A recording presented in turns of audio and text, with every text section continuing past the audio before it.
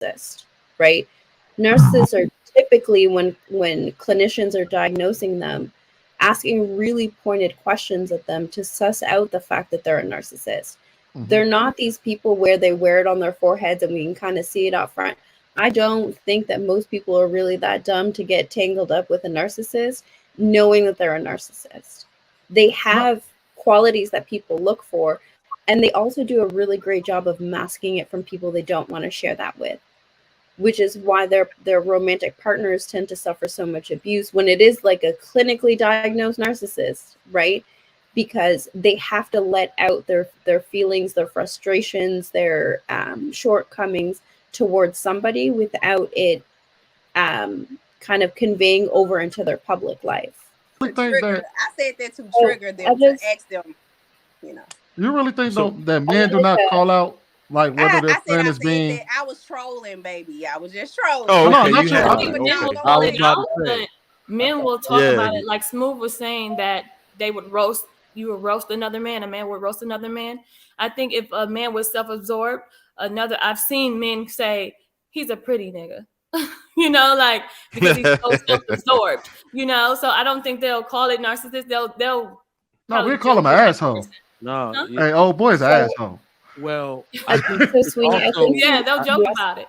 Well, I think, don't get me wrong, and then we can ask the guy that's about to come on. I think one of the fallouts of being a narcissist that you can't actually keep friends, right? You exasperate people with your narcissism. So don't nobody want to be around you. That's why I said it's usually the characteristics of these really rich, really famous, but really hard to be around people. You know, they exasperate you with their narcissism. You're like, yo, chill. You see what I'm saying? So I think, well, we can ask the professional. Hey, Nelson, can you hear me? Nelson? Oh, shit. What the hell? You on a witness protection program. Call Lucifer. What's going on? I just wanted to. So, Sweeney, I think you asked a really important question. The reason it comes out of romantic relationships is that if we really look at narcissists in a more, I guess, clinical way, they're actually really charming people. They're actually very charismatic people. That's how they suck people in to become their supply. Typically what happens is the person that they're in the romantic relationship with is the person who is the fall guy for the negative sides of the narcissist, right? Narcissists are typically, when clinicians are diagnosing them, asking really pointed questions at them to suss out the fact that they're a narcissist. They're not these people where they wear it on their foreheads and we can kind of see it out front. I don't think that most people are really that dumb to get tangled up with a narcissist knowing that they're a narcissist. They have qualities that people look for, and they also do a really great job of masking it from people they don't want to share that with, which is why their romantic partners tend to suffer so much abuse when it is like a clinically diagnosed narcissist, right? Because they have to let out their feelings, their frustrations, their shortcomings towards somebody without it kind of conveying over into their public life. And they pick the people that they do because they know that they can control those people and won't share that information publicly. And I agree with you. I was just saying, that's the word you're looking for. I don't know why you sound. I was gonna say I agree with you, but I think that. But what I was asking is, don't you think, like, while you're absolutely correct, there's gonna obviously he's gonna be the person that's closest to him. But I believe, don't you think that would happen no matter what relationship they start or whom they started with? So they would do the same traits would exist if they were encountering their mother, or if they were encountering their father or a brother or a sister or a friend. I don't think they'd just turn it off for just everybody else, but for only their partner, they'd be a narcissist. So not necessarily, right? And that's kind of the why we should keep it to the clinicians, right? It's your average person can't really pick it out. They can turn it off. A lot of them can turn it off because they understand how to emulate empathy without actually feeling empathy. They understand how to perform normal behavior, right? So that's what makes them so masterful. Is to them, it's second nature to be able to switch on and off their personalities. Well, let me ask you this: do you even feel like Nelson again? Nelson, know? Yeah, I'm here. Okay, there we go. Oh, there you go. All right. Welcome to the show, Nelson. You mind giving everybody your credentials and then go ahead and speak on it?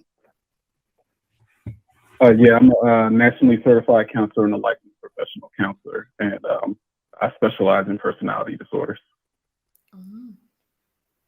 Okay. All right. So go ahead. Yeah, no, it's no problem.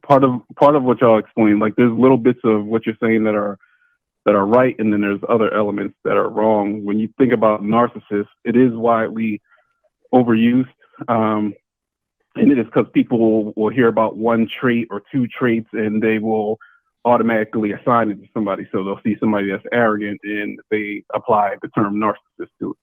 But with real narcissistic personality disorder, you're talking about a combination of 5 traits out of 9 that a person shows a pattern of on a continuous basis.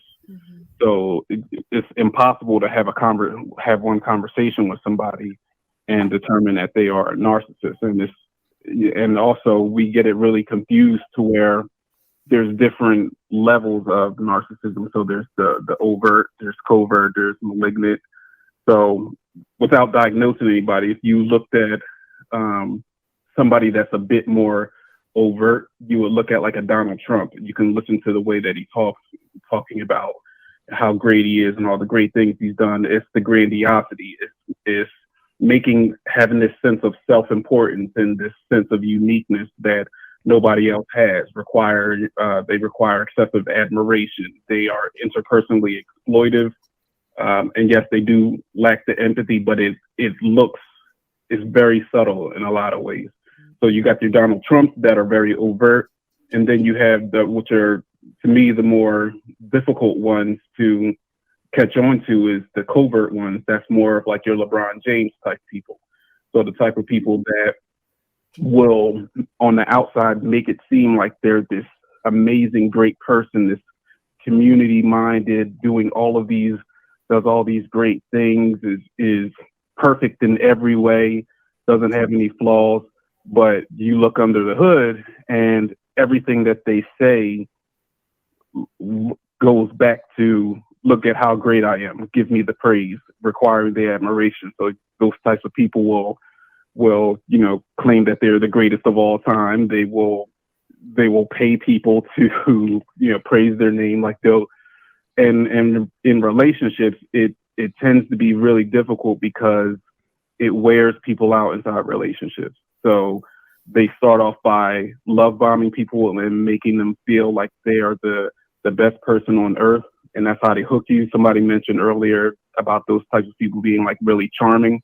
That is true, but it goes from that love bombing and that charming nature to persecution, to where they are blaming you for something wrong that you probably didn't do anything wrong, but they have to put you down in order to make themselves feel better. So they'll go through this cycle of love bombing you, then persecuting you, and you always end up being the one that's apologizing or giving in, because there's a couple of tools that narcissists use, which is manipulation and gaslighting.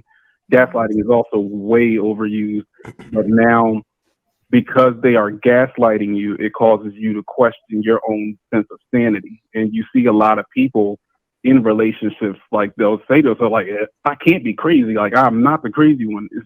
It's because they've been manipulated so much to even the simple things. They find a way to twist it and make it seem like you're in the wrong. It's those people that they'll get your family members to turn against you. They will argue with you, and like I had a couple that came in, and the husband was always arguing, verbally abusive, sometimes physically. But what would end up happening is, on the outside, he looked like such a great person to everybody else around and to the person's family, that he pushed her buttons so much till she snapped and finally fought back. And he calls her mother and says, "Hey, I don't know what's going on with so-and-so. I'm really worried about her. Can you please come and check on her?" And so now she looks crazy in the eyes of her family and her friends, because this guy's just trying to look out for you. He's just trying to do right by you, and you're acting up. And so it can literally just drive you crazy. So it is something that really does need to be left to the professionals. And I know they do have statistics out there that about men being more narcissistic than women, or having more of the traits consistently, but it's more than likely inaccurate, because it's a very difficult thing to diagnose, because nobody comes to counseling and says, hey, I think I'm a narcissist. They tend to bring their partner into counseling, telling the counselor to fix their partner, because their partner is the problem. So even trained professionals, they have to really be specialists in that area to really effectively diagnose. So that's just kind of like the small summary of what narcissism is. All right. You hear that, lady? Question. You hear that?